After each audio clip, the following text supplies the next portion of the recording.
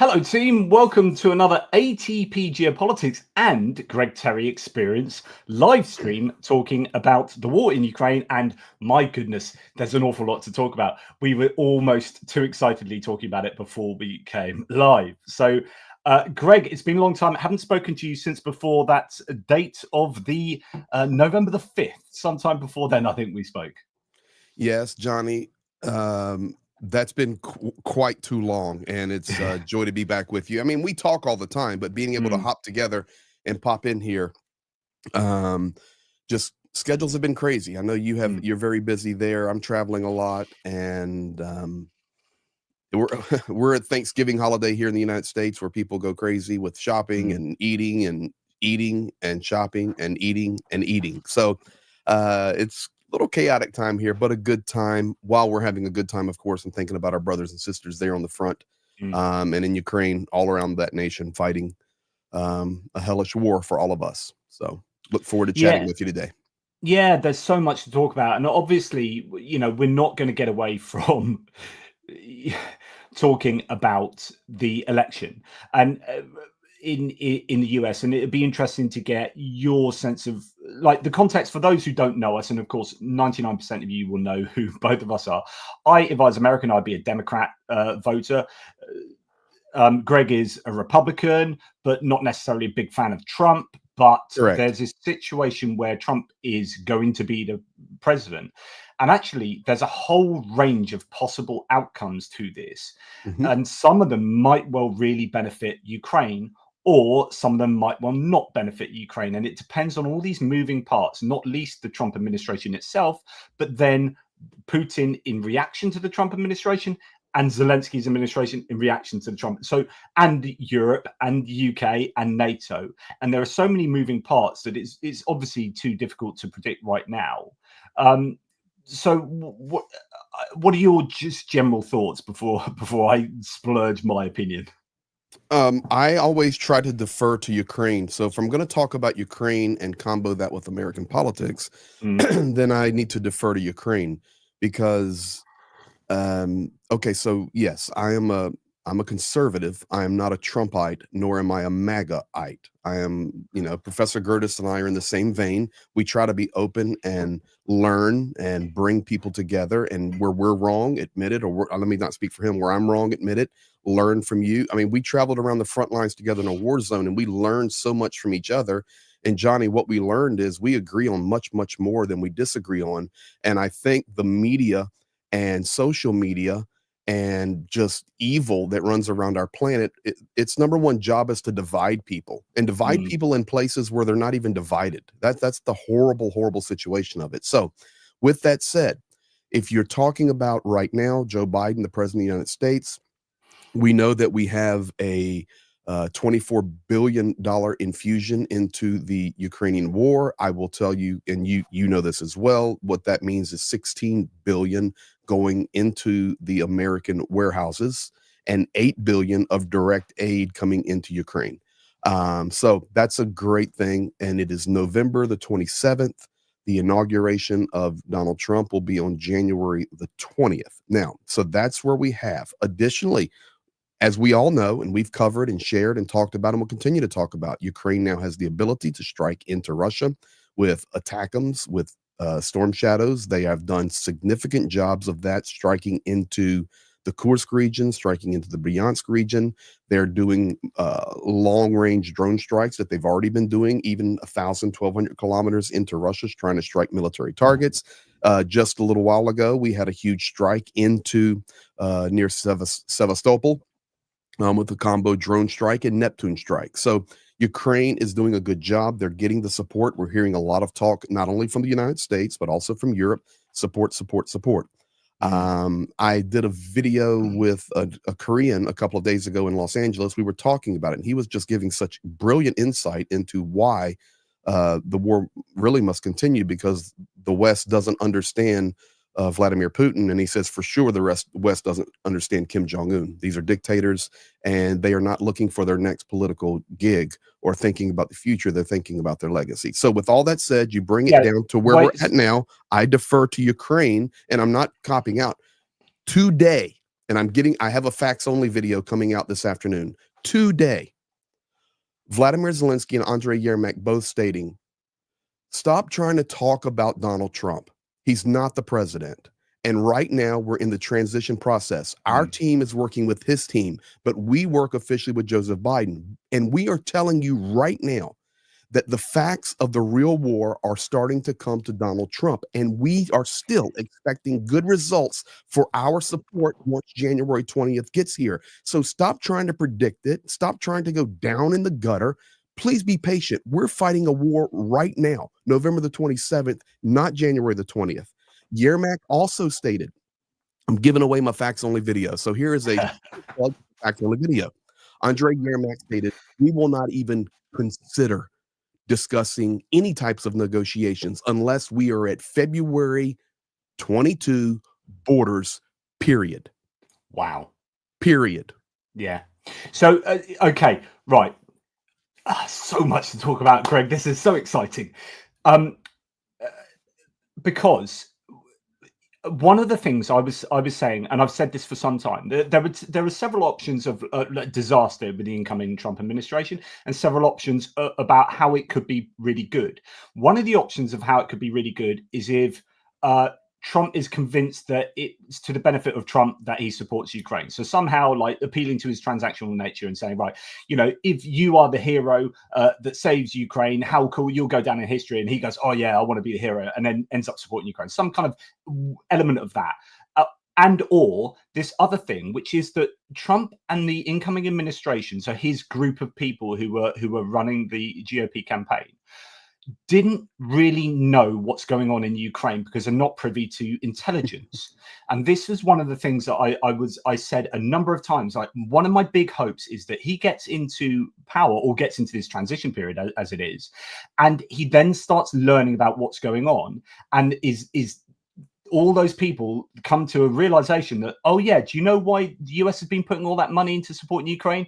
Because it's in the US's best interest, and this is why it's in the US's best interest. And here's all the information you can now look at that made us realize that we had to support Ukraine, and that's why we're freaking supporting Ukraine. Because, as I keep saying to my audience, there's no such thing as a free lunch in international politics. You don't give money to another country just because you feel like being nice.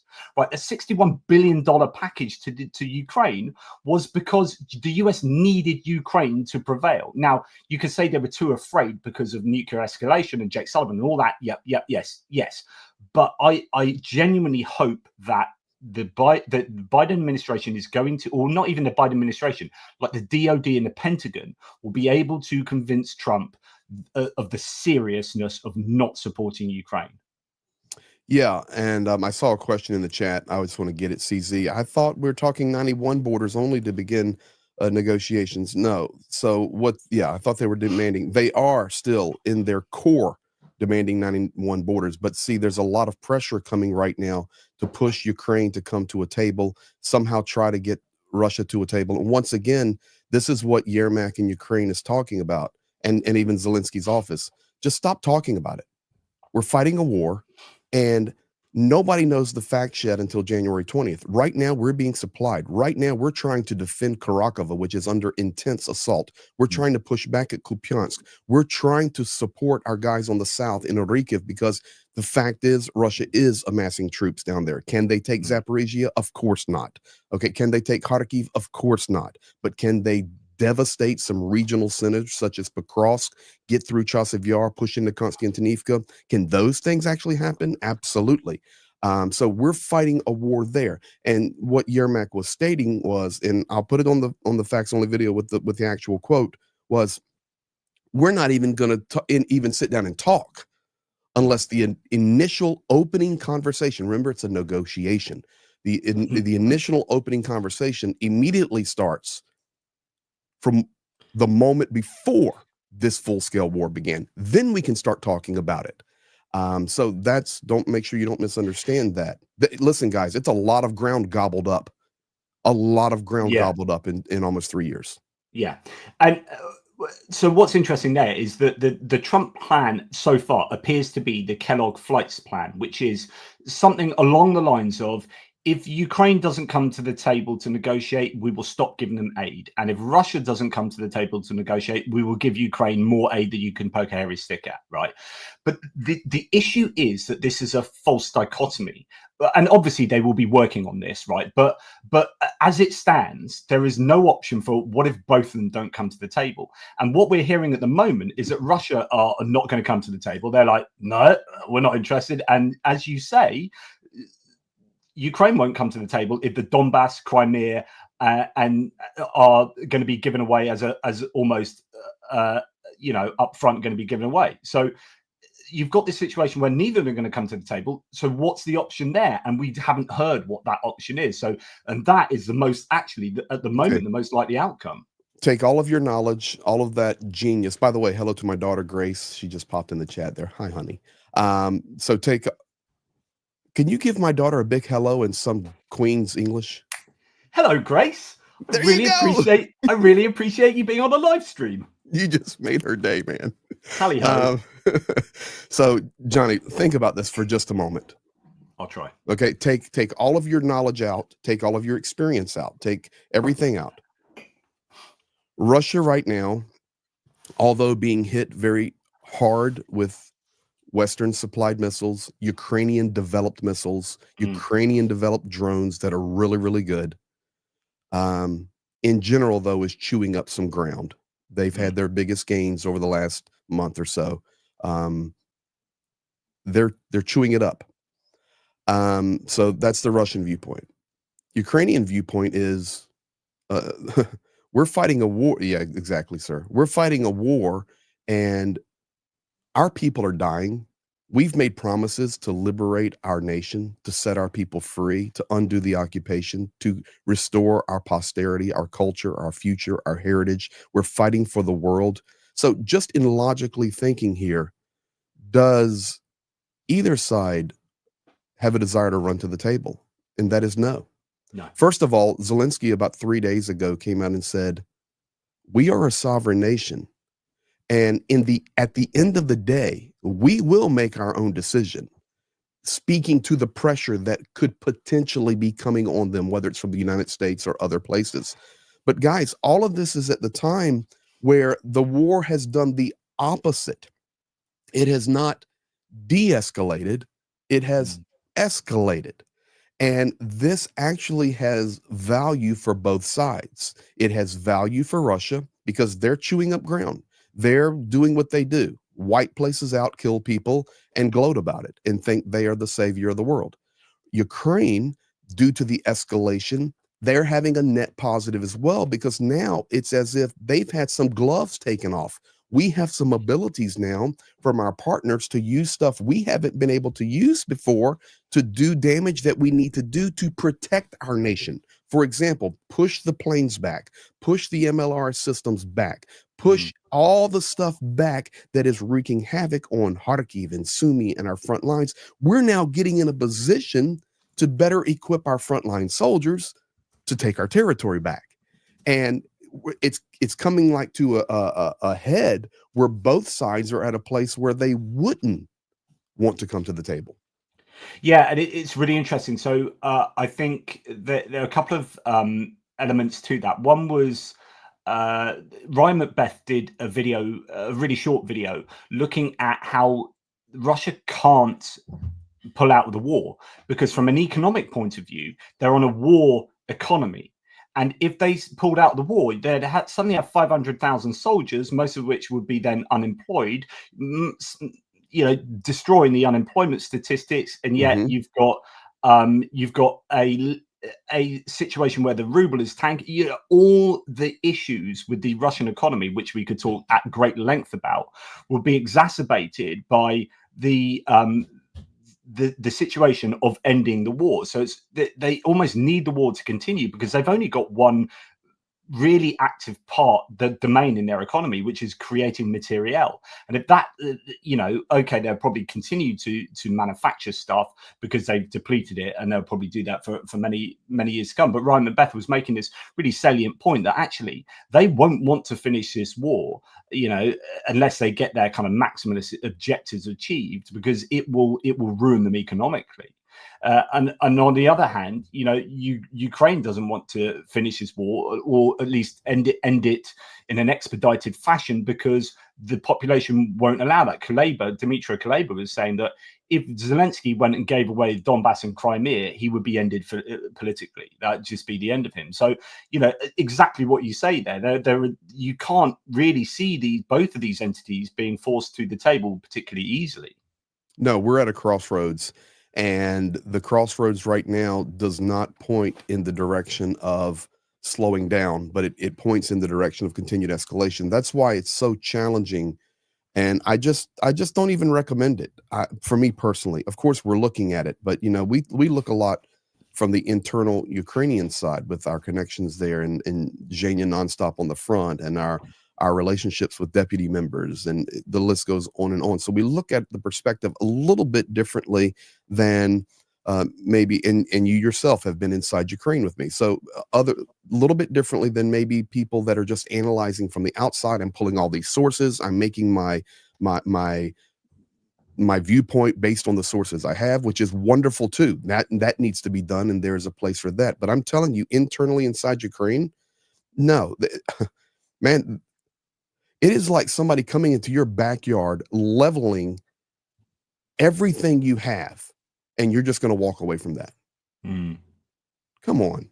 Yeah, and what's really interesting, so going back to the whole Trump thing, is so you've got some really interesting ramifications of the Trump victory. So personally, for me, from a domestic political ideological point of view, not a fan, blah blah blah blah. But some interesting positives have happened already, which is, and it's because of the worries of Trump, that Europe has gone, and NATO has gone, like Trump could pull the US out of NATO, and we can debate whether that's likely or whatever. But the threat is there, and that has then sort of jump-started Europe into going, right, we need to make sure that we stand up on our own 2 feet, which, by the way, I think is not to the benefit of the US long term, because actually Europe will become its own powerhouse, and that will be vying. Trump will see that as vying for power around the world, and you know, the European powers within NATO will start calling the shots rather than the US. Anyway, that's a whole other abstract argument to have. But actually, what you've got is Europe suddenly going, right, we are serious about this. All the right sounds are coming from Europe, because it was either like, we'll capitulate and let Russia win this, or we stand up and we fight this thing on with Ukraine. It seems like the latter is what's going to take place, and that includes UK. NATO seems to be fully on board, and there's this really big concentration on putting loads of funding into the defense industry in Ukraine as well, so that they can stand on their own 2 feet and have some kind of independence from the US. So, and they are really right now more than people realize. Yeah, they are, especially when it comes to their production of certain types of drones, their production and development. Okay, I'll give you a secret here. Their development of something that people do not consider a weapon unless you've been in Ukraine. Their development of electronic warfare and drone control and jammers and systems to fight back and actually turn the drones back, and we know light years ahead of everybody. It's going to be on my facts only today. So when you're seeing now, and you will see more and more, guys, you're going to see more and more drones come. You're going to see more missiles come. They are stockpiled. I have information on that today on the next facts only. A lot of missiles. You're going to see it. But Ukraine right now, when you see, okay, 100 drones came in. Air defense shot out 44. 30 went off course. 10 hit a target. 10 ran out of gas. Okay. Guys, the 30 that are going off course are not just going off course because they lost something. They're going off course because the Ukrainian air defense, the PPO, is using technology to alter their flight, to try to even take control of them. There are wars being fought now that's in Ukraine on the front lines, that's not only missiles and artillery, but it's technology. And Ukraine is smoking that. And let me tell you, Johnny, the United States and the West want that technology. Yeah. And absolutely. So I report the stats every single day, bar none. Every single day, and I report exactly how many drones are sent into Ukraine, how many are taken down by conventional arms, how many are taken down by electronic warfare, and how many are spoofed, right? Which is a form of electronic warfare as well. And what's really interesting is I don't know when it was, but it was relatively recently, something like 6 weeks ago. It suddenly started changing. Like there was suddenly this oh my goodness, more drones were taken out by electronic warfare than conventional. So we had like 86 drones that were sent in, 31 taken out conventionally, 38 taken out by electronic warfare, and blah blah blah. And you're like, oh, something's happened, right? And so we've been tracking that, and that's really interesting. And also, and there was a piece in Le Monde newspaper about the Ukrainian ability to spoof and send them back into Belarus and Russia, which is interesting. The Hajun group in Belarus just reported that they had a record day, 24 hours, where 38 drones were sent back into Belarus in a 24-hour period. So something's happened, which is exactly what you say, which is significant. Pierre, good old Pierre just sent this to me today. He said, one random thing I'm curious about is a sudden success in electronic warfare against Shaheeds. Maybe there are some air capabilities. It's interesting that success coincided with the arrival of F-16, so it's hard to believe the low numbers would have such an impact. But somehow they acquired some serious countermeasures from zero electronic warfare deterrence to what it is today. It's caps so important at this time. Pierre, you absolutely nailed it. And yeah. JP, let's do some math. Up till about a month ago, or even 3 weeks ago, on an average day or average evening, Ukraine would be dealing with 25 to 40 Shaheeds in the air on average. Yeah, it's gone mental. Now, triple it, okay, on average. Why? Is it because Russia has more? Well, yes. Is it because they have plenty that they can increase that to do more? Yes, they're manufacturing plenty, especially the Garand Va, the Garand 2, which is the Russian modification of the Iranian Shaheed. They have plenty. But that's not the reason. The reason is Russia began to learn we're losing control of some of these things. They are actually starting to be able to defend us electronically. So what we have to do is now push more drones in so we can at least have some impact. So there has been a critical adjustment. I can tell you right now, Zhenya, with our drone team, and we have big time drone guys do our jammers. The technology changes daily, daily. And you have to be ahead of the curve. Ukraine is ahead of that curve. They're getting in some good situations with that. These are very positive for Ukraine. So this is why you are starting to see reports that Russia potentially in the future is going in. They're not really doing this yet, although they are swarming, but they're going to start trying to develop, and they probably already have it, and implement intelligence that allows the swarm of drones to come in to actually communicate with each other to manipulate itself through Ukraine. Why? Well, of course, it makes it stronger and better. But the bottom line is Ukraine is learning how to defend against the Shaheeds. Exactly. It's good. So it's interesting. There's a little nugget today. Michael Lamming, I don't know if this is what you're referring to. Does anyone think the Ukrainians have got hold of the British drone spoofing equipment? I don't know if you're referring to this, but there's an interesting nugget that came out today, which is, I don't know if you've heard, Greg, but in the UK, we've got a bunch of RAF, Royal Air Force bases, which have also American Air Force as well. So I think we traditionally, I don't know if we still do, I think they might be bringing back American nuclear capabilities within East Anglia, right? So we've got a bunch of Air Force bases that have American presence, and there have been these drones that have been spotted above these bases that no one knows whether it's someone just messing around or whether it's Russian or whatever. And there's this been in the news quite a bit. And there was a nugget that came out today that the UK offered the US a drone capability that would allow, say, the US or the UK to take control of the drone. So you take control over that drone and then send it back to the people that are flying it, so you know who's flying it. And this is a really cool capability. So I don't know if that's what Michael's referring to, but there are, you can bet your bottom dollar that every country in the world, and there's a capability coalition, a drone capability coalition led by the UK and Latvia and a bunch of other countries involved. We are helping Ukraine, not just to help Ukraine. It's something I tell my audience all the time. It's we help Ukraine because we're part of that feedback loop, and we get that tech, which is what you were saying earlier, Greg, which is we are learning from Ukraine. So the helping of Ukraine is a positive sum game. We help you, you win the war, and we also have the best drone tech we can and counter drone tech that you can think of. Benny Pie, yes, that's how they send 38 drones to Belarus. Okay, so Johnny, let me answer your question. Are British drones inside Ukraine? Well, yeah. Thank you. Has there been partnership? And I'm not saying on the ground, okay? Although, yeah.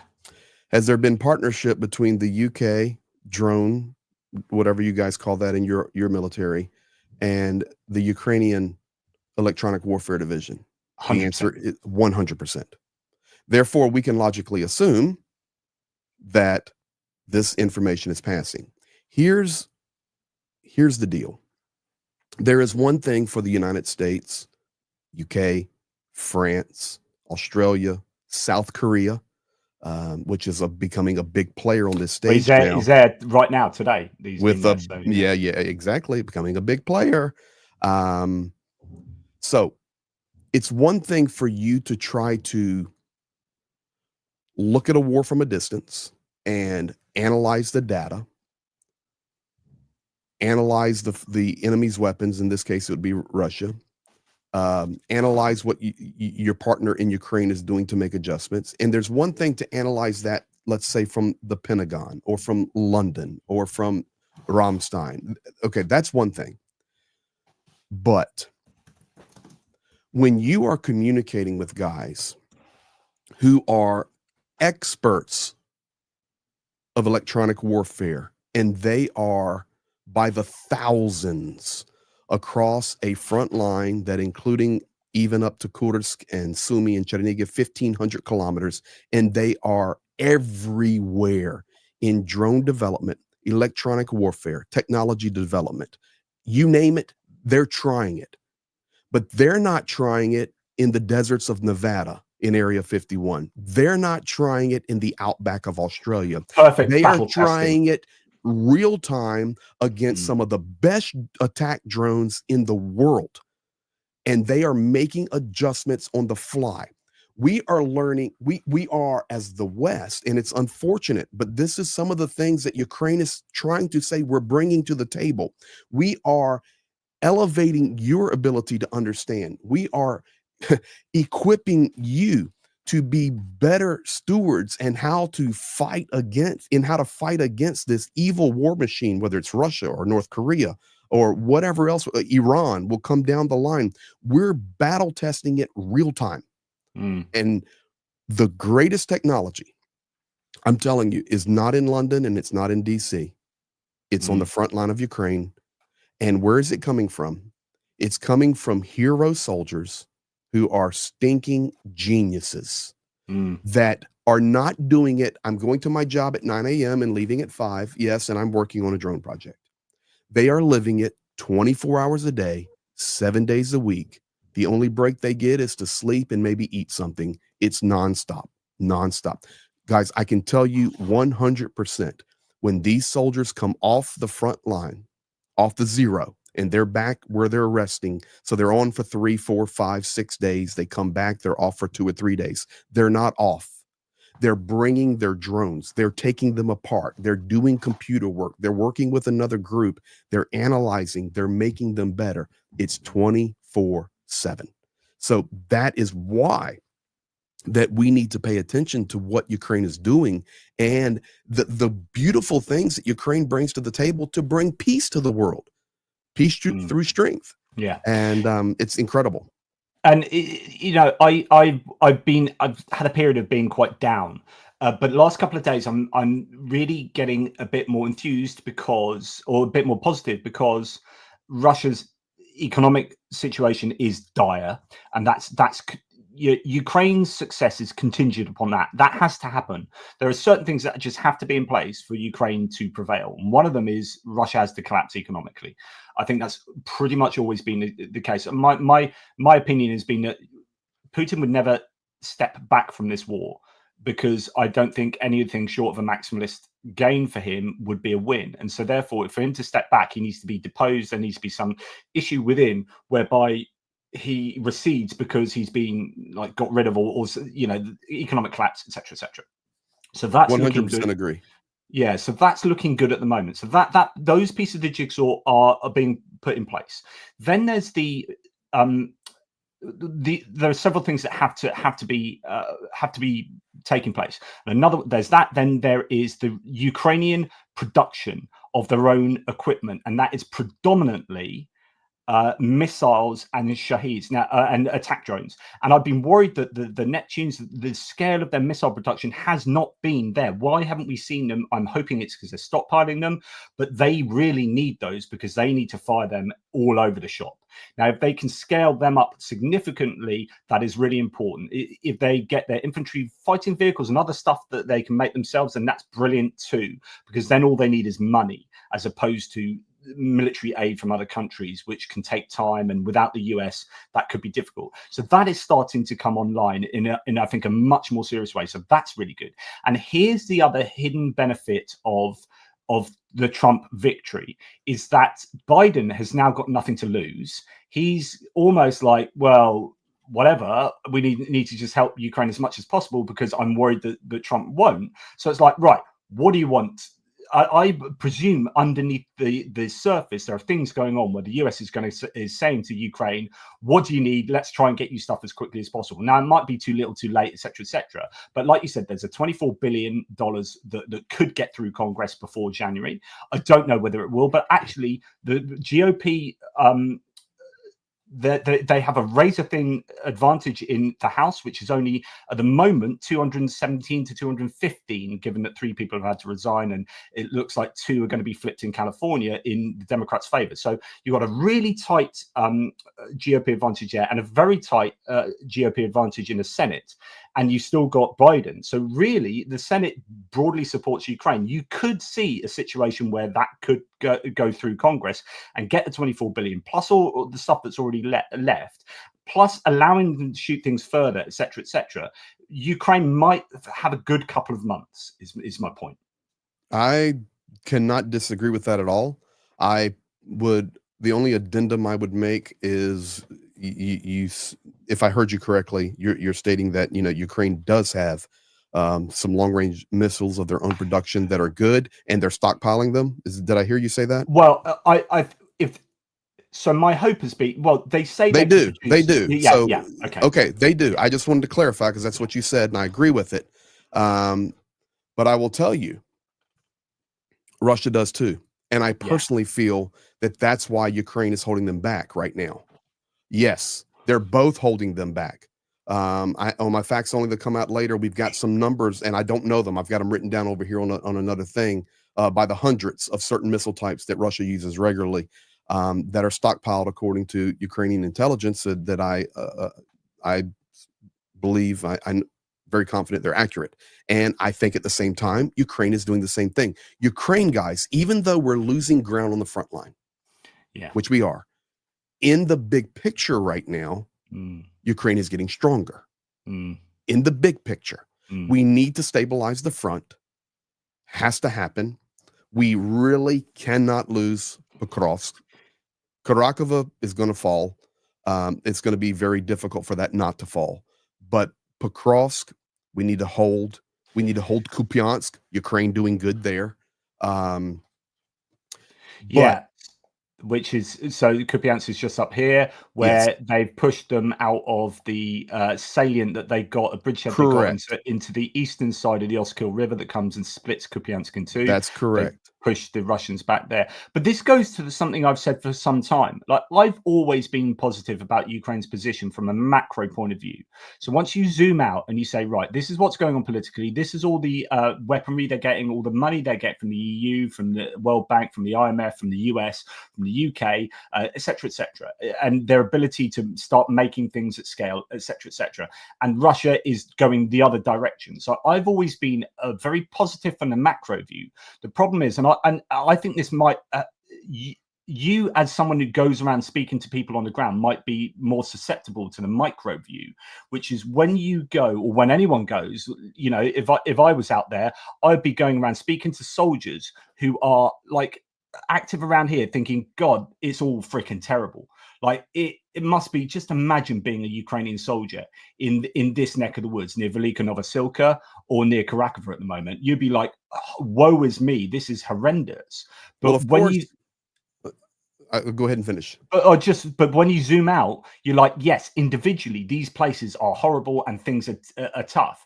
But actually, the kind of question is, in the grand scheme of things, who would I rather be, or like who has the best outlook, like macro outlook? It would be I think Ukraine's got the best macro outlook, and I still think that, but it does depend on a lot of variables, of course.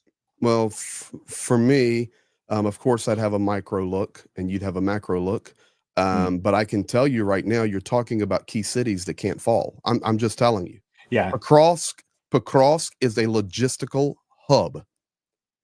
And when you are moving into the winter, it is November the 27th. You're talking about for the next 4 to 5 months where roads will be impassable. We have 2 main paved highways, one coming from Dnipro into Покровsk through Pavlograd. You're there. And then the other is from Zaporizhia down the southern line coming into Karakova. That is it, guys. The rest of that region there is farmland. And unfortunately, the stability lines, you were speaking about Veliki Novosilka. Veliki Novosilka failed in their defenses. Yeah. They failed. So it is not prepared, and it will be a problem. Now, is that a major problem? No. Is Karakova a major problem?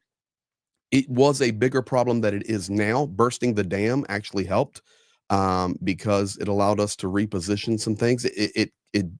It made a struggle for Ukraine to defend Karakova, and that is why we're getting some movement there now. And Ukraine is receiving fire from 3 sides.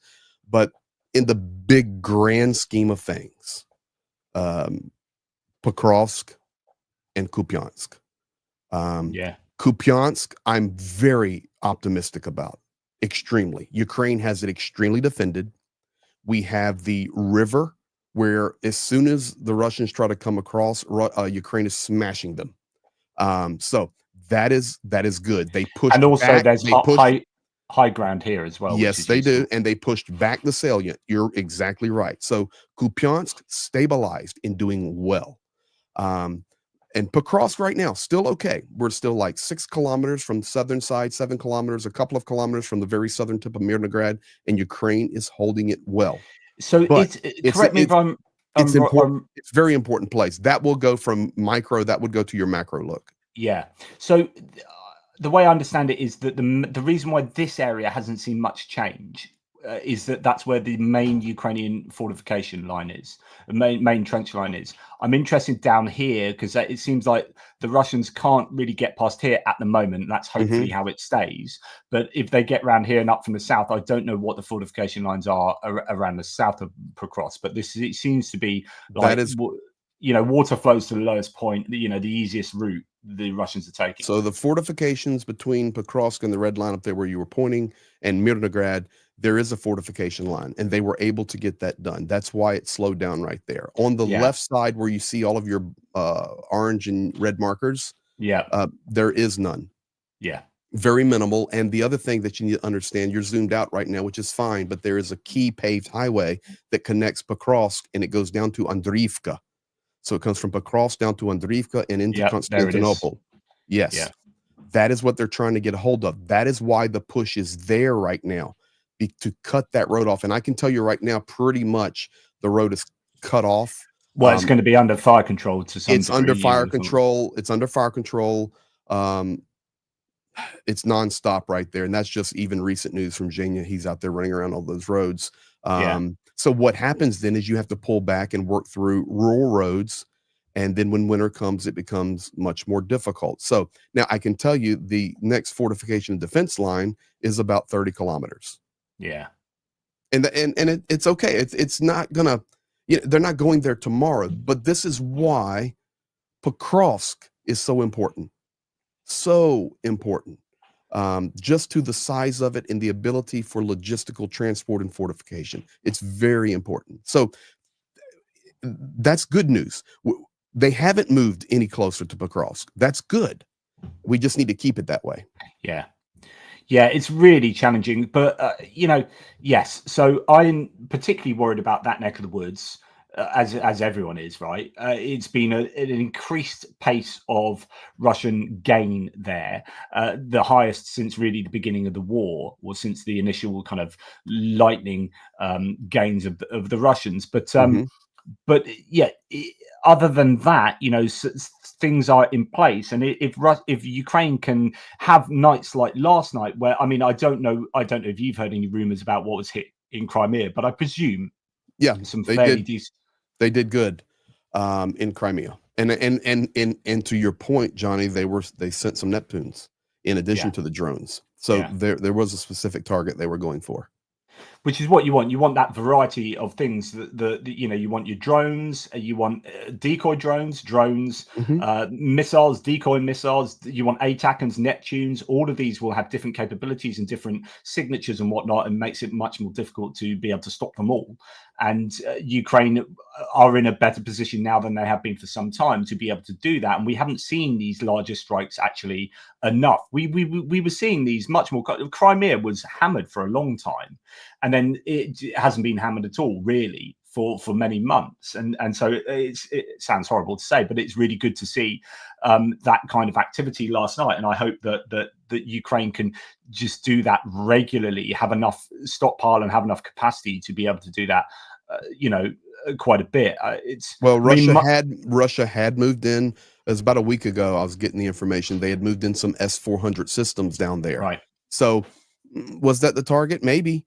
And I like to really, if we say what was hit, let it be what was hit. So we're proper and right in sharing information. So I don't know what they were going after, but I do know it was a large scale attack in Sevastopol, and they used a combination, as Johnny was sharing. And I can also tell you that Russia had just moved in within the last week some S-400 systems there. So maybe, and that could be looking ahead to a further attack they want to do. They want to take that out, and then they're planning something else. That's the way you have to look at it.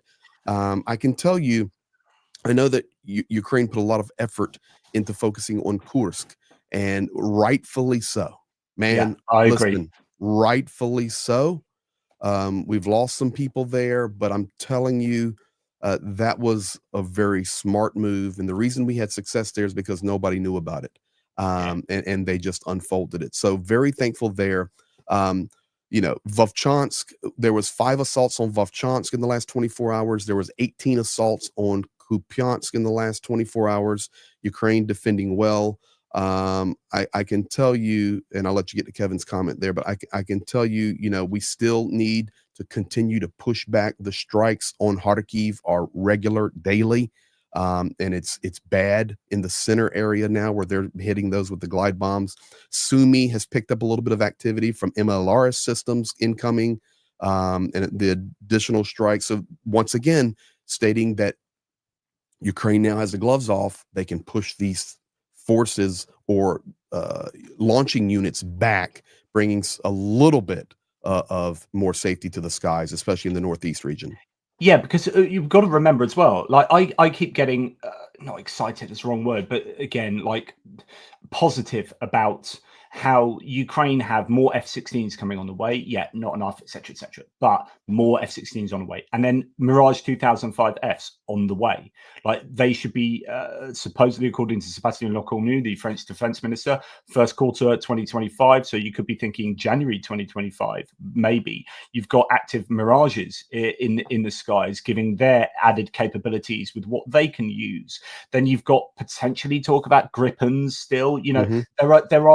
There is scope for, if we don't force Ukraine to negotiating table straight away. I really hope that doesn't happen, because my sense is that actually there could be some screws turning on Russia, especially if the economy collapses. My only concern for Ukraine, not my only concern, I have many concerns for Ukraine, but one of the game-changing things, I'd be interested to get your opinion on this, Greg.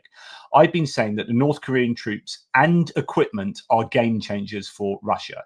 And what I mean by that is 11,000 troops, and so far they've apparently been given 62 SPGs and 62 MLRS, so multiple launch rocket systems and self-propelled guns, 9 million artillery rounds, and 11,000 troops, right? In and of itself, that isn't a game changer, although I think it has had a tremendous effect, particularly artillery ammunition. But if they have access, the Russians, to an endless supply of humans, or not, 100,000, and if those SPGs turn from 62 into 400 SPGs and 400 MLRS, then actually Ukraine can't deal with that. That is just an endless. Now, of course, you need people to operate those, but if you've got North Koreans that are able to do that, then this is Russia being able to pull on an ally that is coming up with the goods. If they get that kind of scale of assistance from North Korea, then Ukraine has an issue, and I think we have to be entertaining troops in Ukraine. I completely agree with you, and I would shamelessly plug, I guess that's what it is, my video from Sunday. I was in Los Angeles, California. I live in Pennsylvania and work in Ukraine. I'll be heading to Ukraine again right after Christmas. But I was driving around talking to a South Korean, very educated, 62 years old, brilliant man, Timothy. His mother actually was born in Pyongyang. His mother had pictures with the original dictator. I mean, you name it. So there's validity there to understanding. He watches South Korean news. He understands the dynamics between he understands that it's going to be on the video tab, and it's going to be me and Timothy right there. Third video, the third to the right. Kim Jong-un right there. Yes. So go see that. We're riding around talking about it. But here's what he said. And I will just, reference that now. He watches South Korean news. And here's what they've heard. They've heard that Kim Jong-un's already committed 100,000. Yes, 10, 11, 12, whatever the number is now, but North Korea has committed 100,000 troops to Russia for this effort against Ukraine. Wow. And that's the number that the South and South Koreans are seeing on their information in regard to North Korea. Now, why is that so important? Because South Koreans are worried about really an escalation there on that peninsula with Rocket Boy. He even called him Rocket Boy. It was so funny. And I said, did he just call him Rocket Boy? It was so funny. He goes, you have to understand, we are surrounded by China, Russia, and North Korea, and across the sea, Japan. He goes, that's our world. And he then went on into other conversations about how the world, even West and East, wants to keep North and South Korea divided because of the North Korean war machine and the South Korean economy. You bring those back together again, it's a force to be reckoned with. So he went into all of that. But the bottom line is, he says, we're seeing it on our news. It's 100,000 that is committed, and it'll be, over a long term. There's not 100,000 there now. So is it possible? Yes, it is possible. And what would be worrying?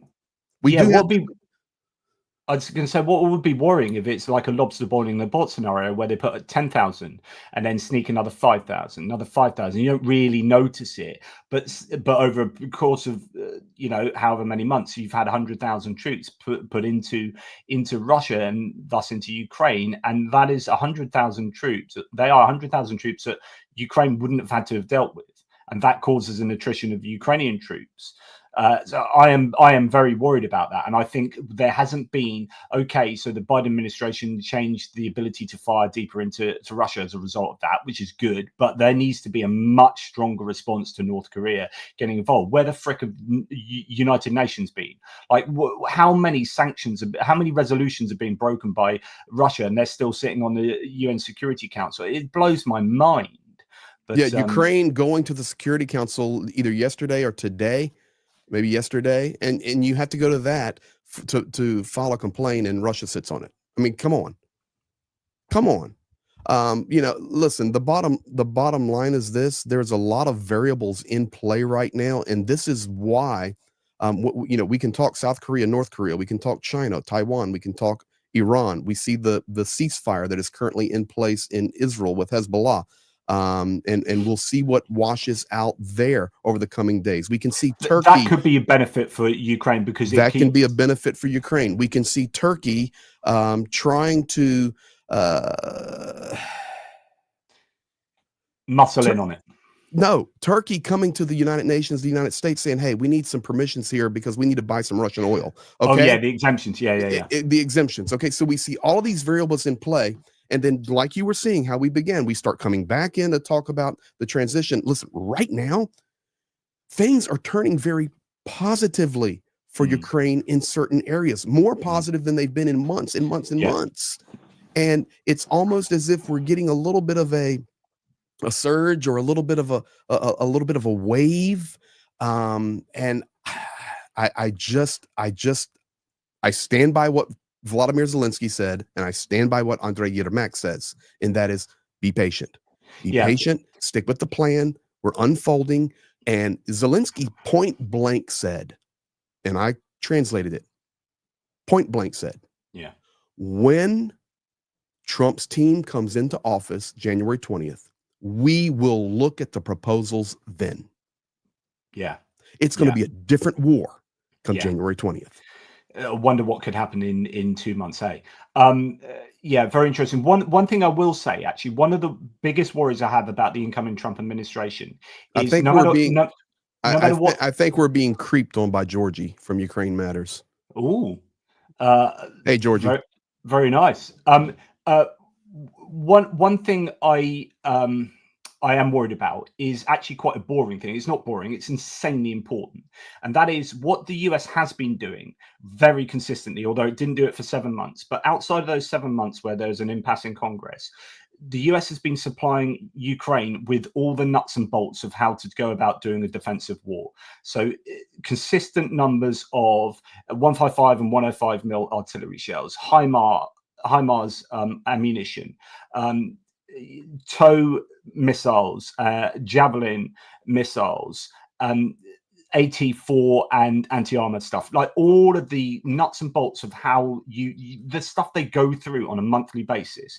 And I'm particularly worried because I don't think there's a capacity to supply all of that to the amounts that the US has been doing, so that if aid stops after January the 20th, that is the stuff that Ukraine needs just so consistently. It's boring. It's not like 100 Bradleys or 6 F-16s. It's like, a bunch of ammunition, and they need a lot of it, and they need it every single month.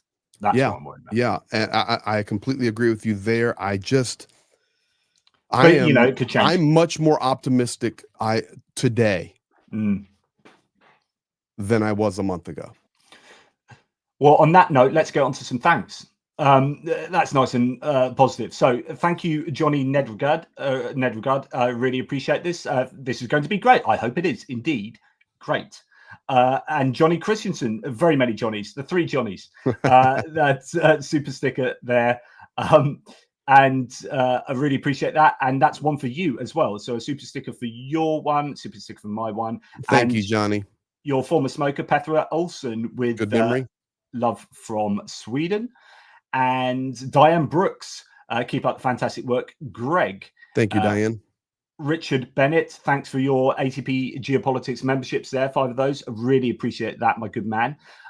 Johnny Nedregard on yours. Hello, community. Slava Ukraini. So some Norwegian love for Greg and his community. He's a legend there. He lives on an island. Absolutely. So do I, actually. A much bigger one. The gloves are coming off now. You call that an island, Johnny? You call that an island? Rubbish. Anyway, you are the dog's bollocks, my friend. You are the dog's bollocks. I like to think so. Kevin Forst, 5 ATP Geopolitics memberships. Thank you, Kevin. A total legend. And Goose Springsteen, one for you. Great to see the Dream Team back together again. I can't click my fingers. I'm just getting ready for work, but I should be able to dump a few questions into the chat before I go. Good luck with that one, Goose. Thank you very much for your support.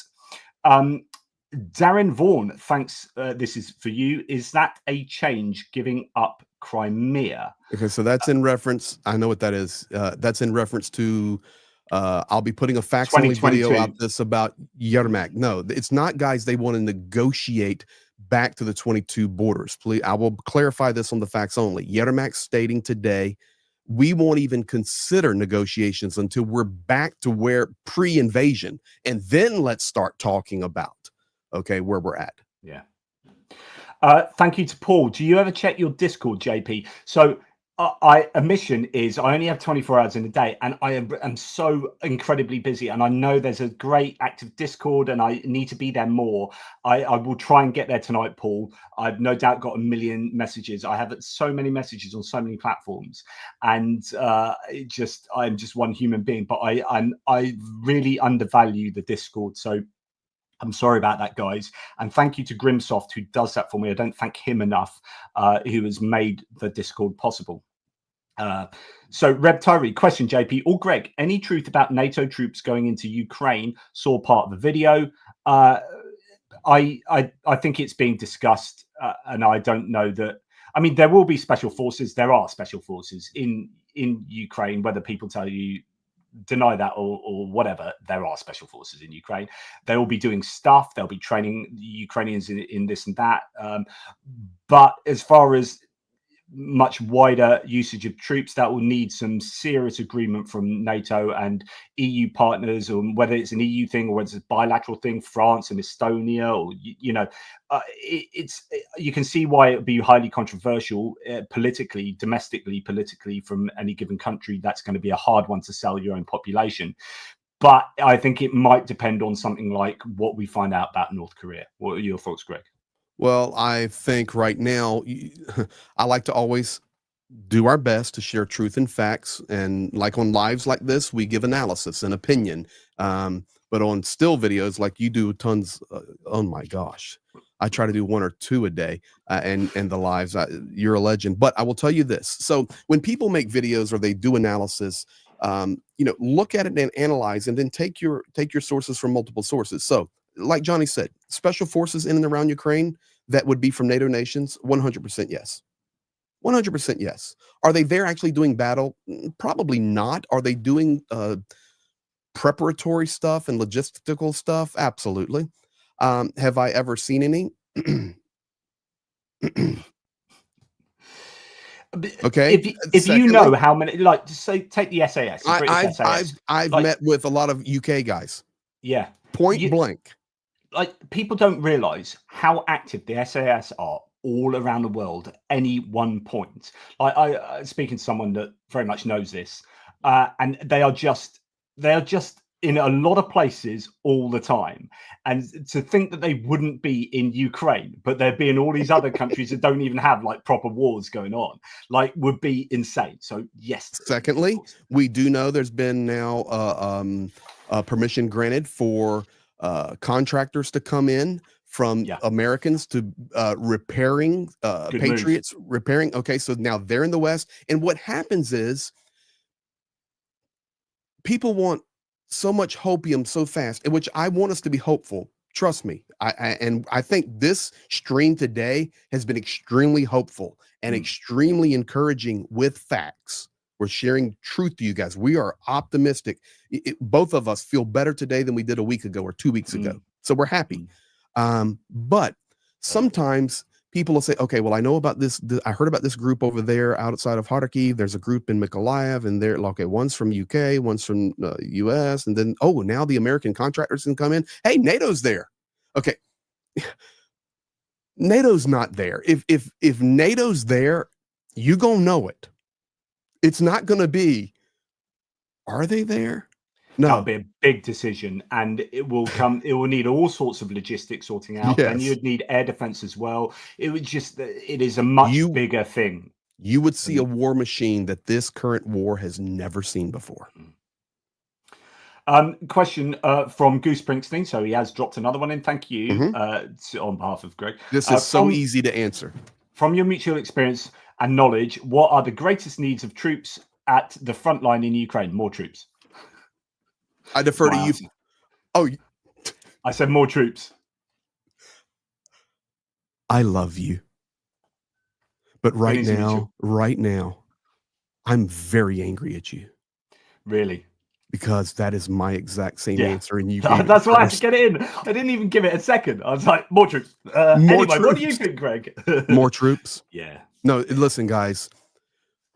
We are being supplied, not to the levels that would be like, oh my gosh, we have surplus, we have surplus, we have surplus. But Ukraine, they're getting some stuff there now.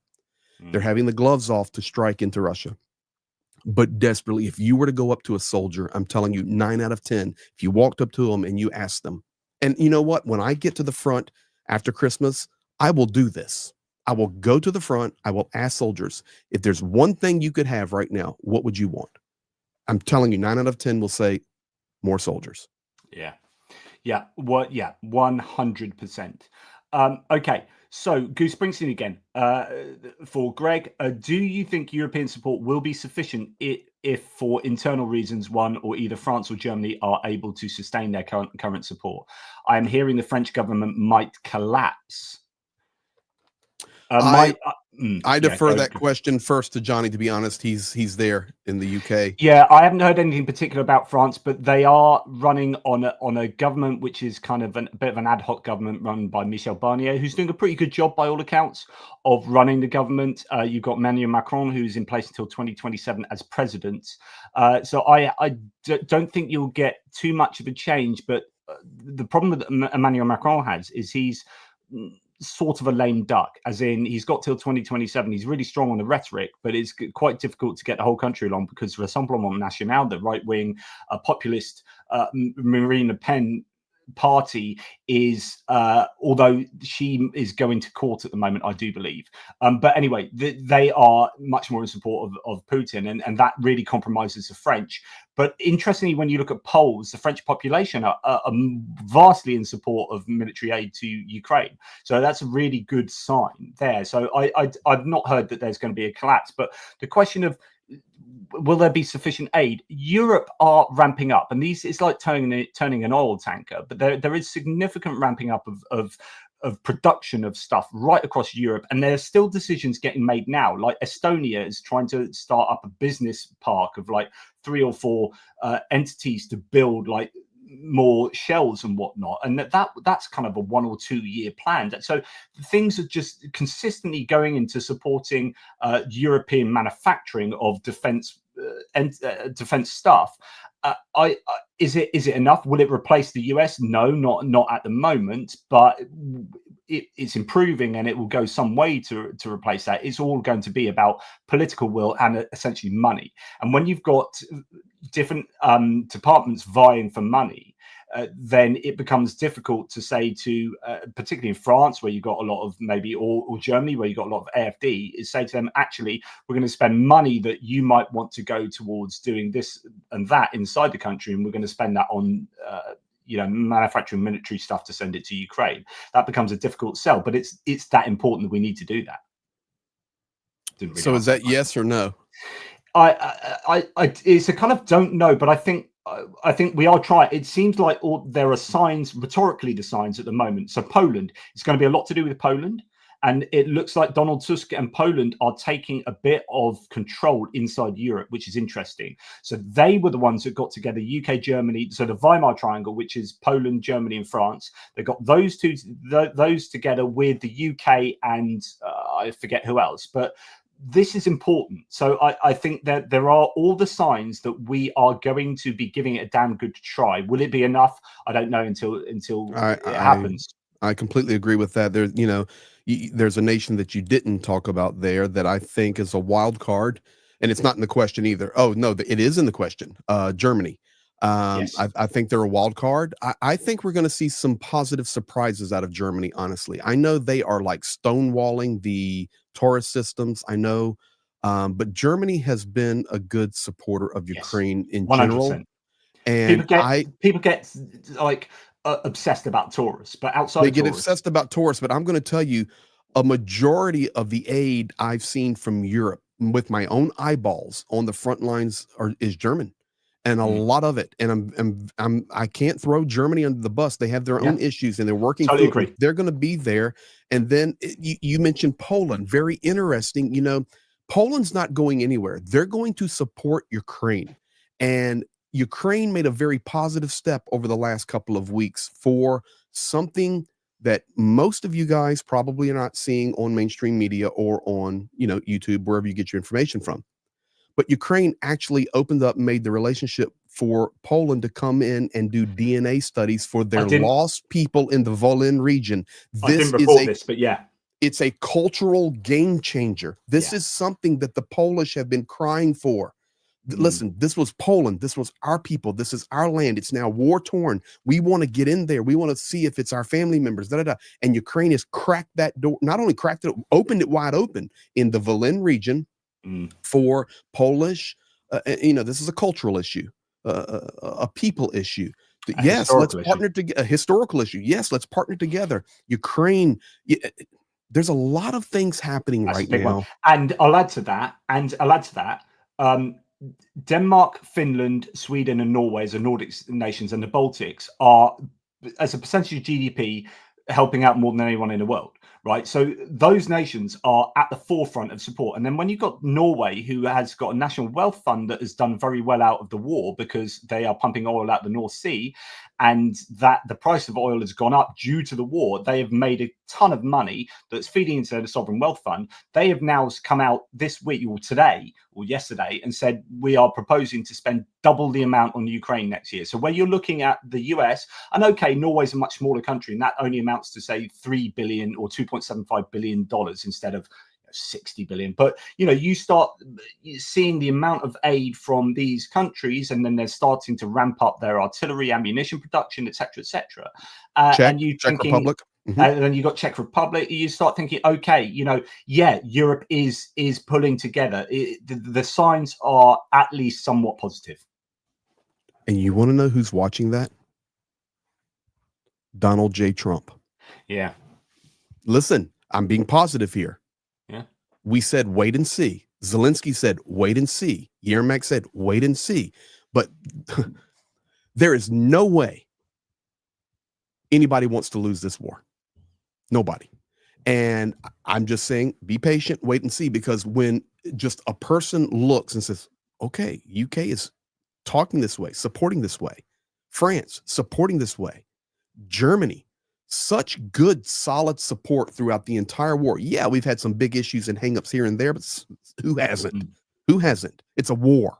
It's not a regional skirmish. It's a war, a hellish war that has all the factors of World War I, World War II, Korean War, Vietnam, you name it, and then modern day warfare. It's all in the same war.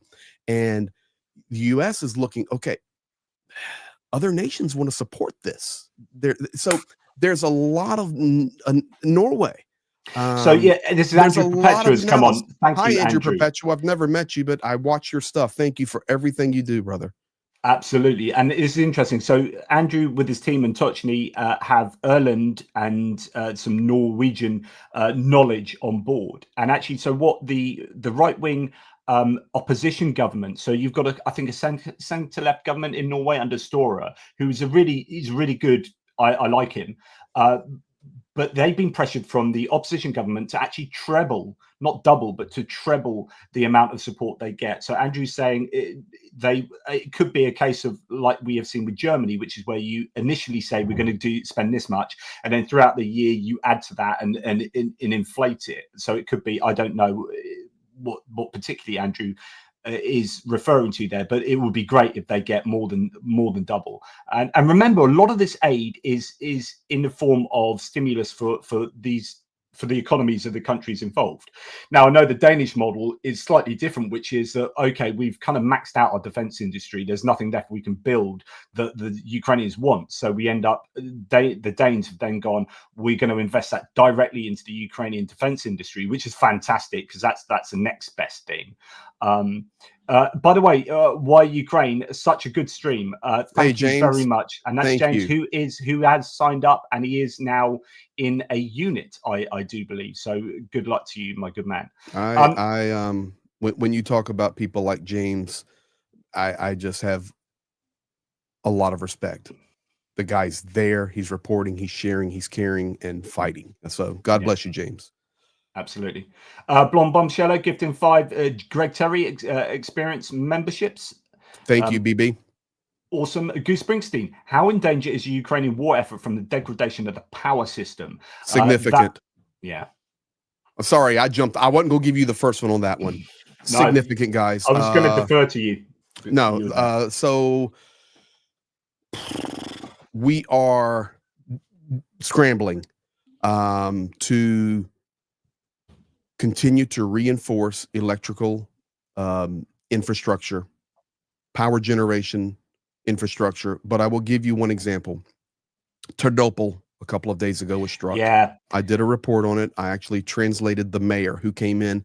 It was a facts only, so not me talking. Just listen to the mayor. The mayor said, "This is the worst situation we have been in since the beginning of the war." Yeah, show everybody where Ternopil is. So it's in the west. And the reality is we've lost a lot of power generation. So it's bad when today the US announced immediate assistance to Ternopil in terms of power generation equipment. So my city, Johnny, my city where I base is right to the right of it, Khmelnytsky. Yeah, That's where we base. But I know Ternopil well, very well. And it had already been hit quite a few times during the war where they were just not like destabilized, but they hit a massive ammunition depot there. They at did. One point, and it went up, boom. It's so far out. It's just been like teeter-tottering. And this strike for Ternopil, it was critical. Yeah. And when you're not just talking about lights, but the ability to generate heat when the systems are connected with that, so water, I think potable water. US is given like salt, just a whole ton of salt to them. Because they can't get clean water. Yeah. Ternopil was hit bad. I presume it will be also like because of heat and therefore streets cleaning and I don't know, keeping stuff. Well, we're not so bad at the snow yet. A little bit of cold. Really, winter's been delayed. It's been good so far. Yeah. But just in general, we need to watch the power grid all over Ukraine. Yeah. Yeah, and it's interesting. I was talking about this morning because although this is kind of a long-term plan, a long way off, and it doesn't really help like manufacturing and stuff. But I've long argued that there should be a decentralization of the power, such that, and you could argue this from an environmental point of view, but actually in terms of practicality of security of power, like if you've got like solar panels and wind turbines on the top of hospitals and schools and whatnot, then you can keep those places running.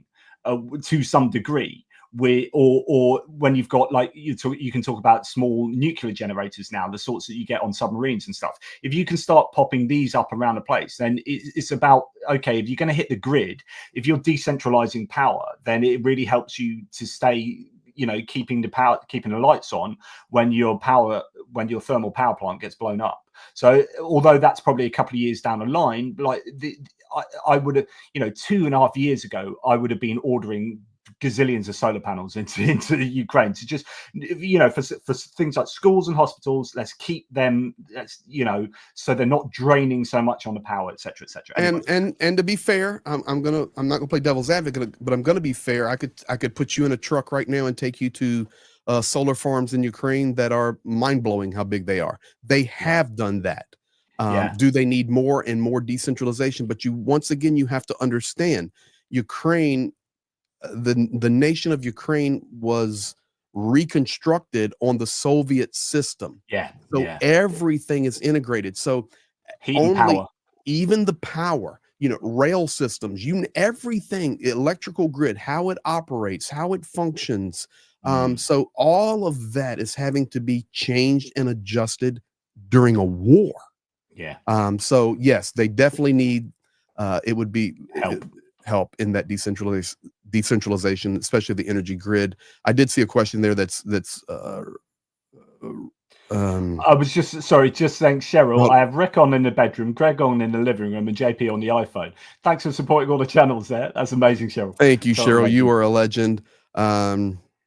I can't see. I'm so behind. I was on a different. Andrew Perpetua putting a comment in. I read an article a few days ago said 1,000 customers in a city were without power and 11 of them were hospitals. Yeah.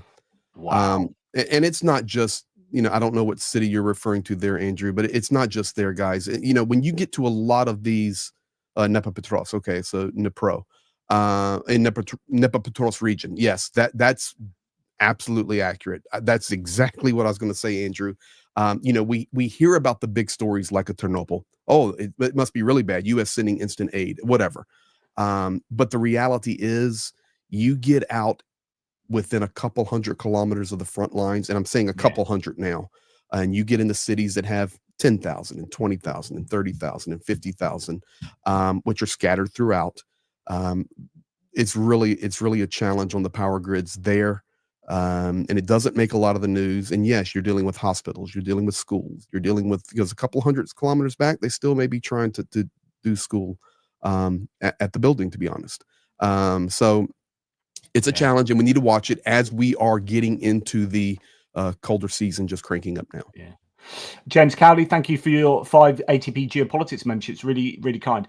Great. We've got like all these. We've had James from Why in Ukraine. We've got Andrew Perpetua, and we've got Ukraine Matters. Georgie, as you mentioned, thank you on behalf of this is for Greg's channel, Slava Ukraini, and a huge love to Greg and Jonathan. Keep up the excellent work. Thank you, Georgie. Thank you, Georgie. We appreciate you, brother, and all of your work. And I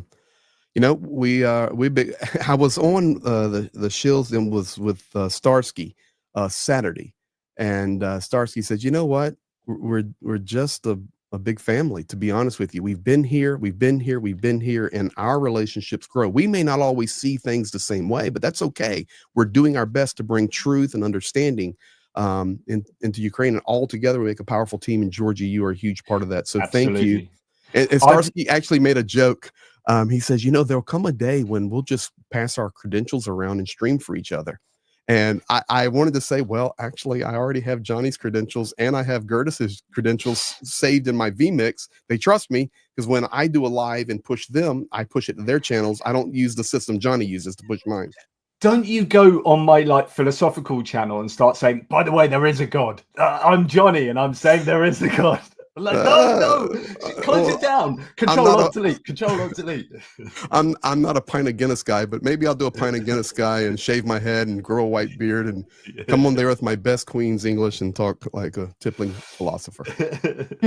Thank you, Georgie. And by the way, I've WhatsApped operator Starsky to get him on.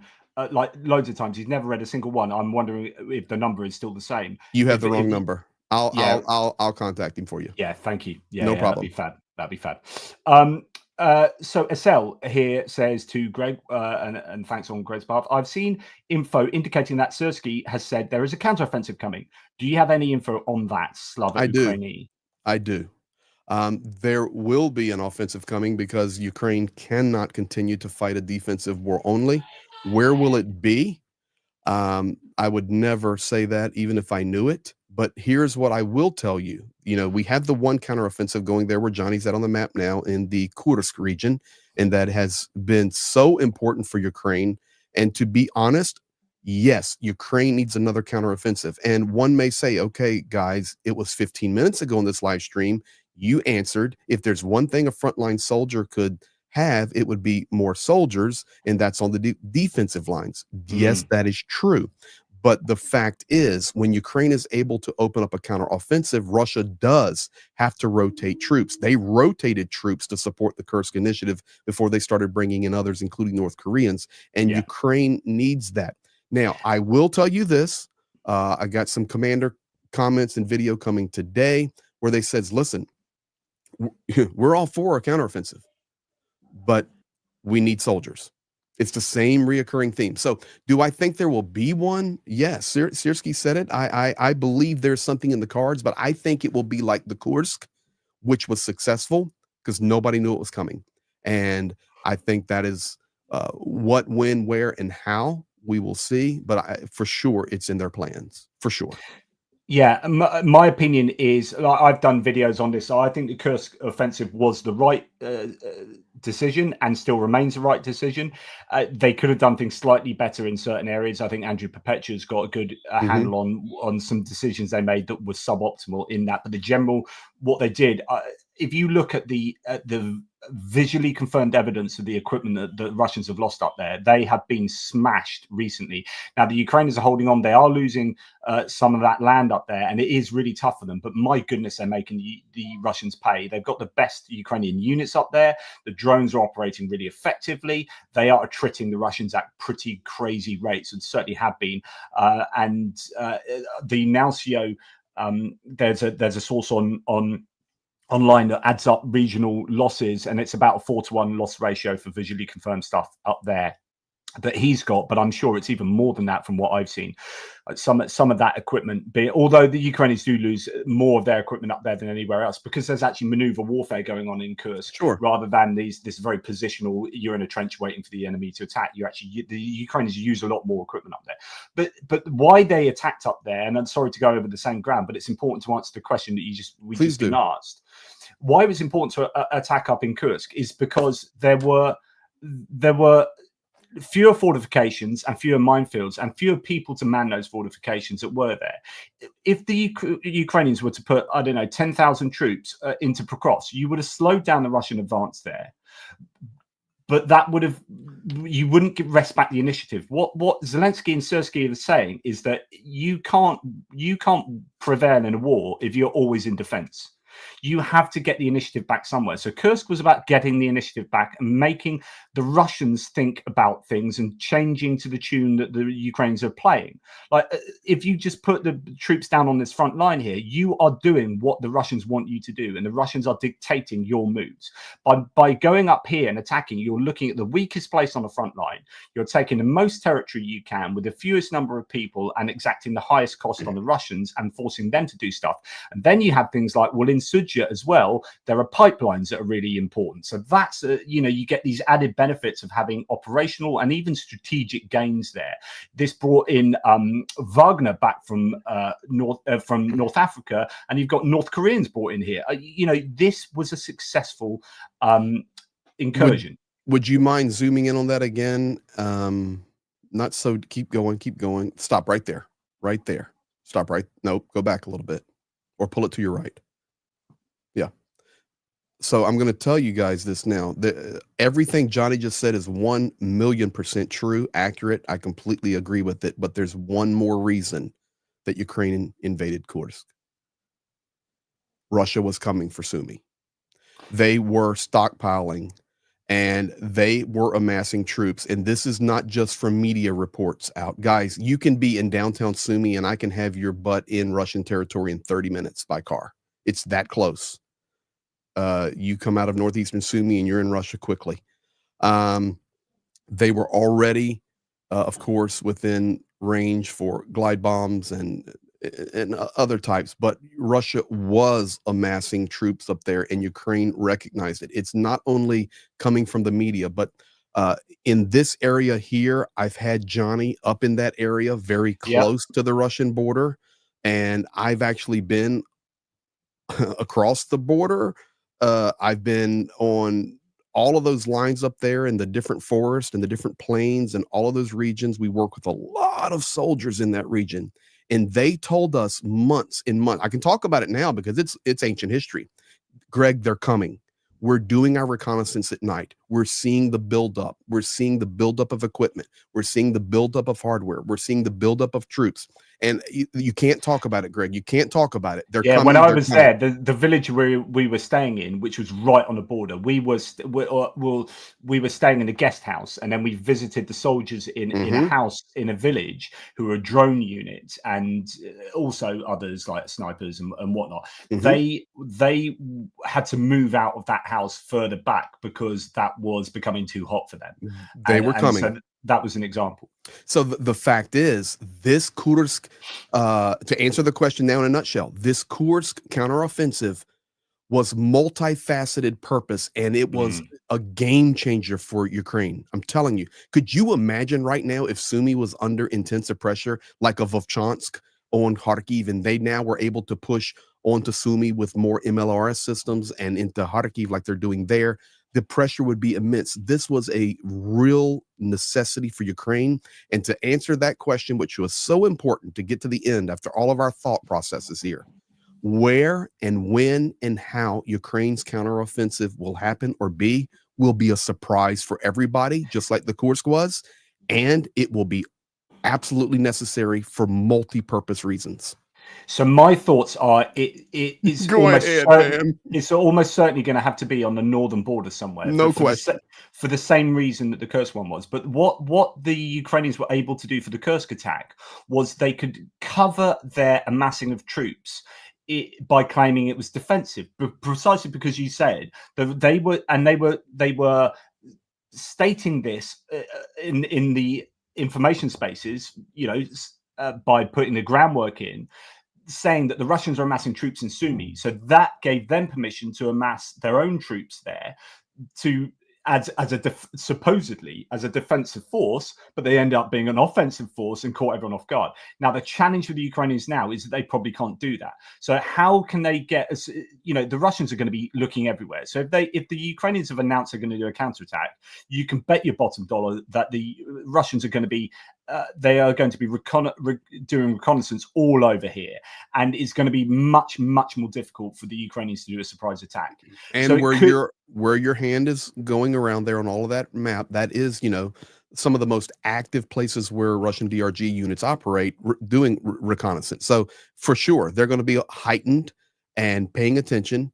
But listen, they were heightened and paying attention before the Kursk invasion as well, and Ukraine was still successful. I think there's some good planning going on here, and the timing and how and when and where and what is going to be beneficial for Ukraine. I really believe that Kursk was very expensive for Ukraine, but very necessary. Yeah. It's sad, but necessary. Yeah, agreed. And I wonder whether it could be somewhere like Vovchansk and Kharkiv, where they can pretend they're just sending troops to general and do like a much larger. I don't know. Who knows? Who knows? One for you, Mark Bisque. Great to see you guys together again. I am too of the opinion that Trump in office does not necessarily mean doom and gloom.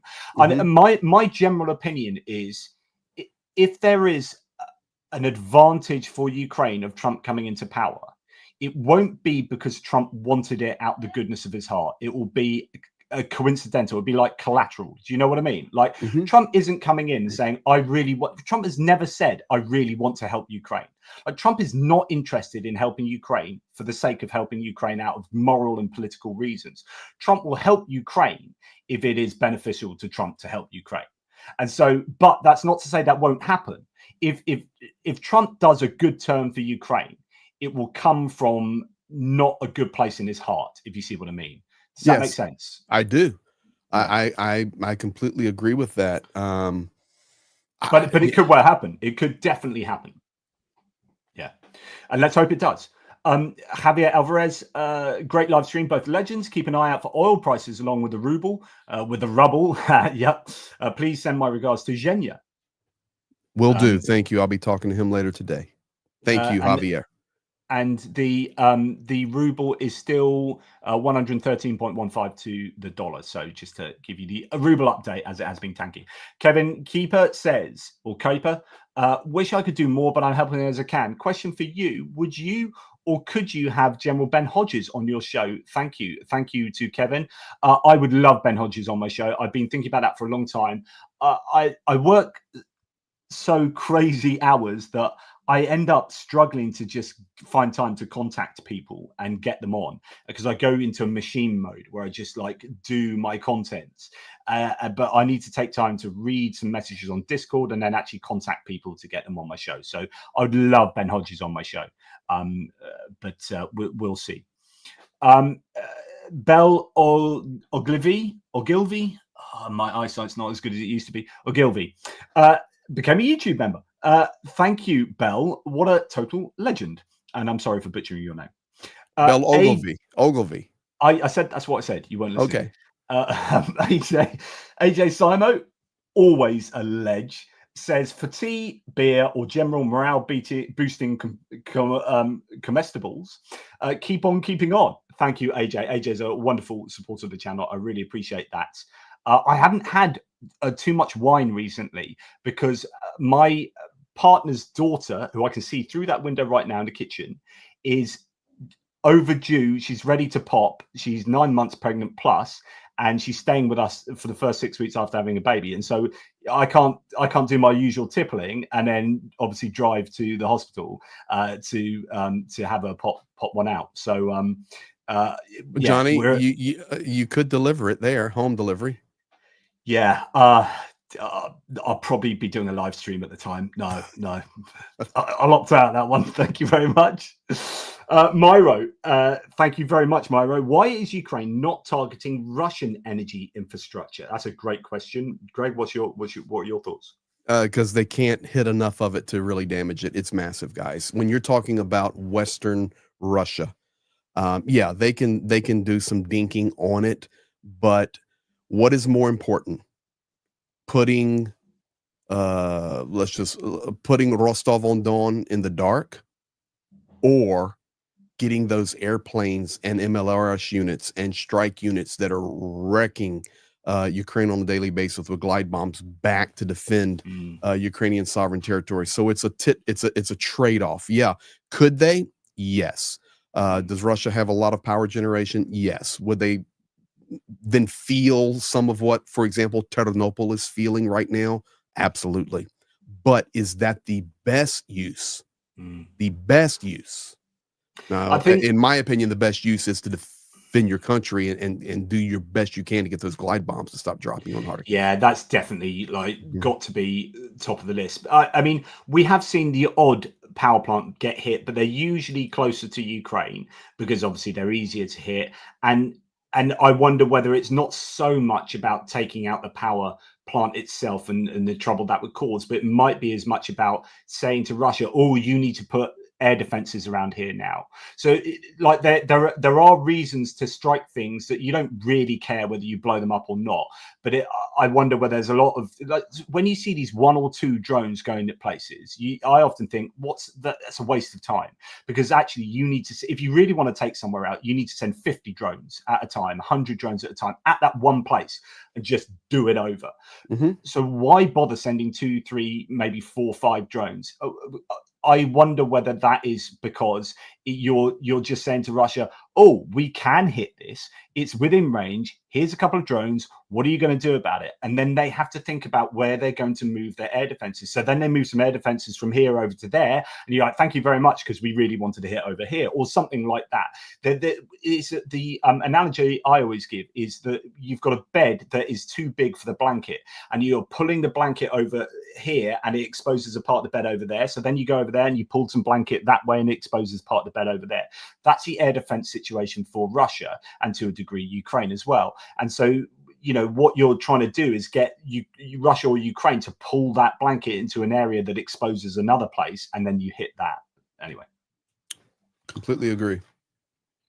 So it's always a nice thing. We have. Well, the fact is, I mean, we're at a critical time of the war right now, and we've been talking about that for this entire stream, and we are sharing. There's a lot of positives in this. We do have areas that are tough, but there's a lot of positives. And there, Stephen Benzel, I choose to be optimistic still. Surprises comes, and I just, guys, you're talking about a swarm of Russian soldiers. And you can call it meat grinder, and a lot of it is. It's the Soviet way of doing war. You then have an influx now, whatever the real numbers are at the end, we'll see, of North Korean literal boots on the ground with supply. You have a military partnership with Iran that is pure evil. You have funding, if not supply, from Xi Jinping and China.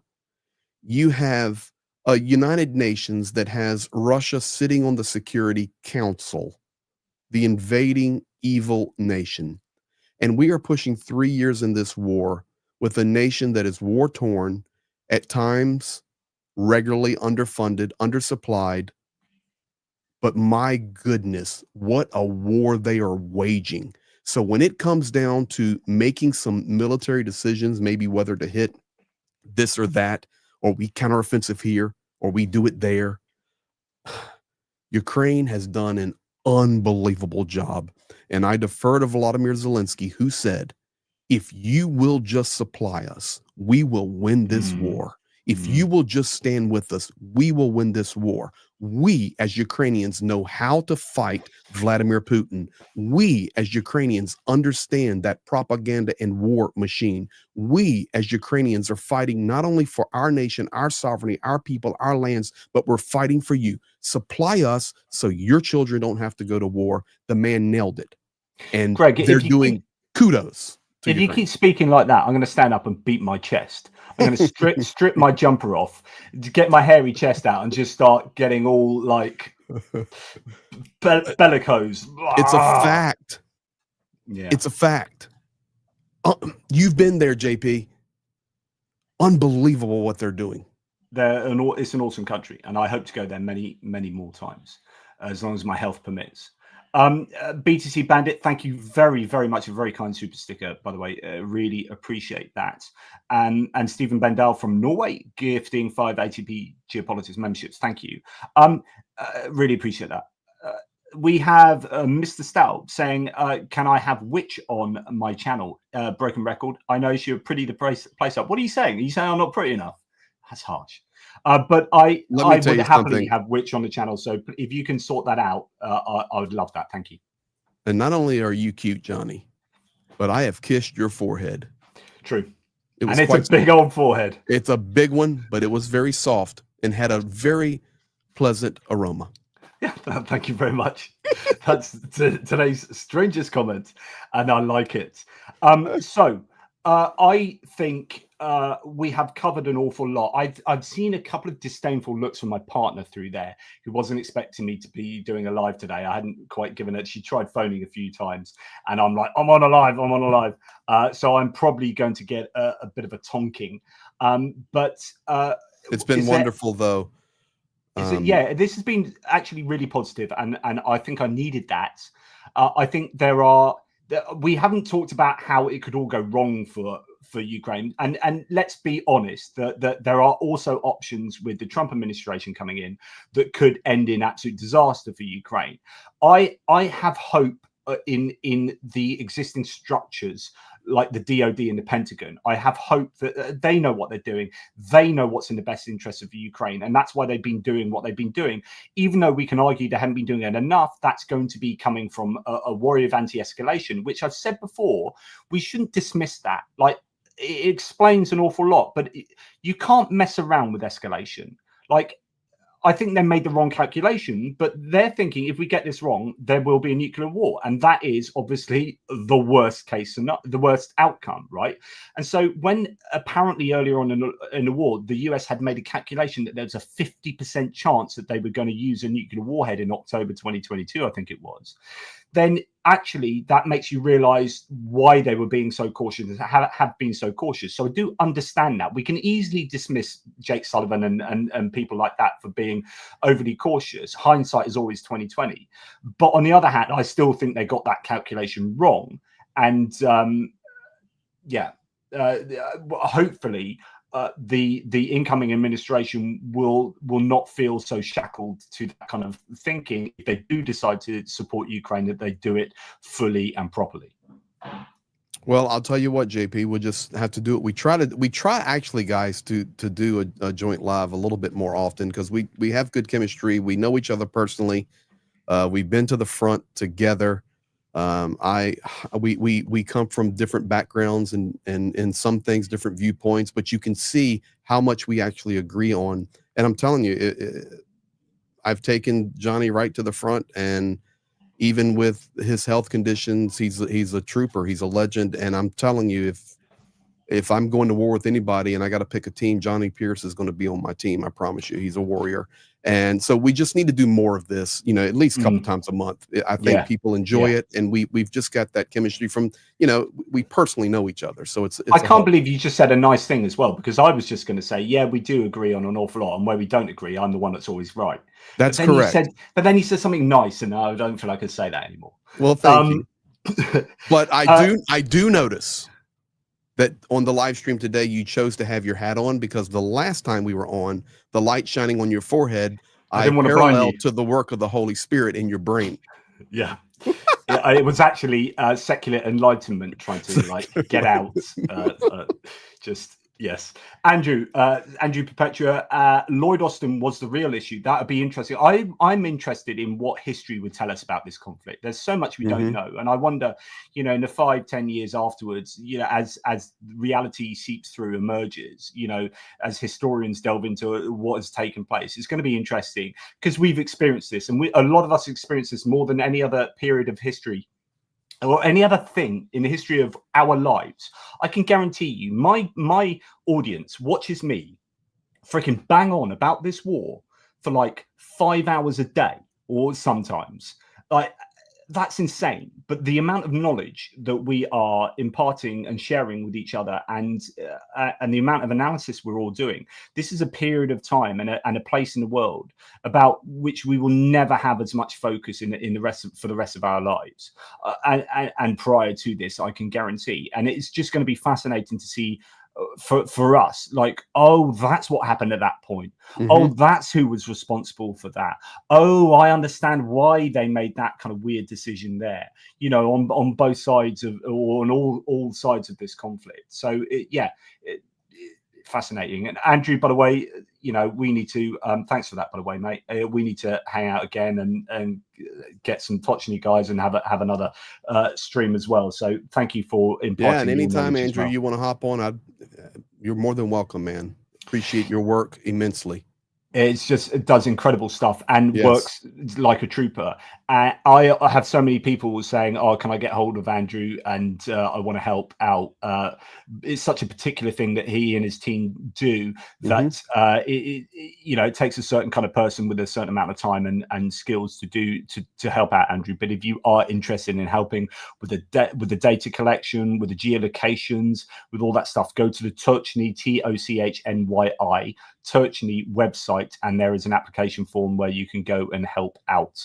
I'm sure he would be appreciative. The work they do is insanely important. And final words, I guess, from James. Why Ukraine? I really wish I could show you guys some of the stuff we're doing here with just as they say, shit and sticks, as they say. So they are building, obviously, you know, that's to do with, I presume, drones. He's doing stuff with drones stuff. He like when I spoke to James recently, he was like really positive about the unit he was with and the stuff that they're doing. So that's really, really wonderful stuff to hear. Final words to you, my good man, Greg. I would just say thank you, JP. It was a great stream. And thank you to all the community. Thank you for all your support. Thank you for all your kindness. Thank you for your positive messages. You guys can contact me, Andrew said. Well, thank you, Andrew. But just in general, you know, even just seeing like Andrew in here, and then Georgie was here earlier, and others, you know, we're working, man. We're working hard, but without the wonderful people of this world all coming together, that's what makes it a powerhouse. So my final statement is, guys, keep the faith, keep the hope, and not hopium, keep the hope. There's a difference in my perspective. Evidence-based hope. That's right, evidence-based hope, and we're seeing some. So I'm very thankful. You got that one in on me, Johnny, but I will tell you, I will come back with that one on the next one. But you are correct, and we just appreciate all of you guys, whether you're watching live on my channel there or on JP's channel there at ATP Geopolitics. Thank you, and together we make a powerful force, and the best is yet to come. I truly believe that. Yeah, and it's really good to hear you positive as well, Greg, because I was wondering what state of mind you'd be in, and what, you know, reflections of what's going on in Ukraine, where you get that information, and sometimes you're like, it's all bad, and then sometimes you're like, oh, you know, as you are privy to stuff that we are not, and so that's really good to see that your state of mind is fairly positive now, and that's, I think, really, really good news. So I'm gonna take some of that positivity, and I'm gonna go and speak to my partner and apologize for not being there. Please pass on all of the Globe's apologies as well. Slava Ukraini. Geroyam Slava. Nice one. Take care, everybody. Really appreciate all of you. Bye-bye. Toodle pips.